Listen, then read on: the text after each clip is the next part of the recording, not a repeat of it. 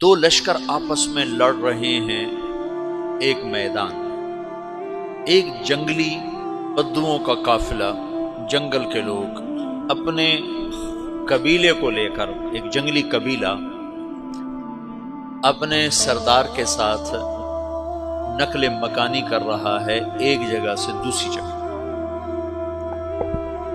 اللہ کا نظام کہ یہ لوگ چلتے چلتے چلتے اس وادی میں پہنچ گئے جہاں جنگ ہو رہی ہے، دو لشکر آپس میں لڑ رہے ہیں۔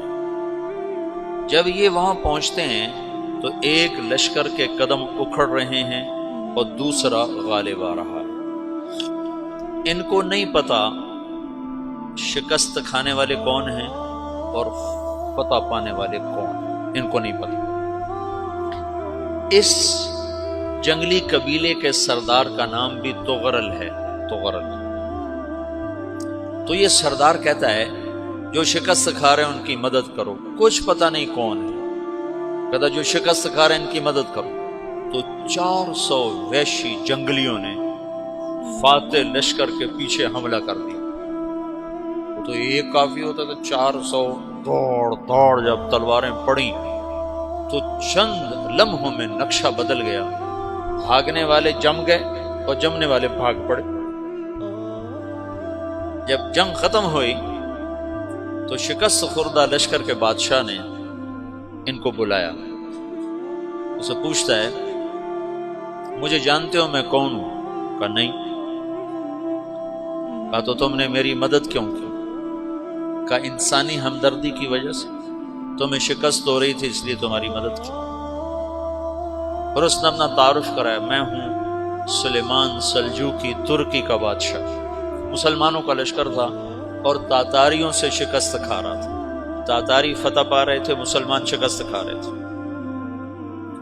تو وہ اللہ کی غیبی مدد بن کر آئے۔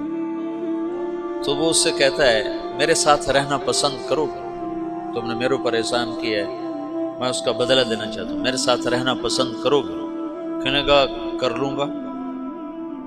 تو اس نے اس کو لے کر ترکی آیا، اور استنبول اس وقت روم کی حکومت میں تھا، اسے فتح کیا اس تغرل کے آگے چوتھے پانچویں پڑپوتے محمد فاتح نے۔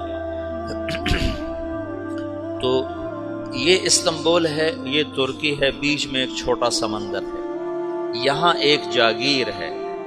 تو سلطان سلیمان کہتا ہے یہ جاگیر تجھے وقف ہے، ادھر سے رومی مجھے تنگ کرتے ہیں حملے کر کر کے، تو میرا دفاع کرتے رہنا، یہ جاگیر تیری۔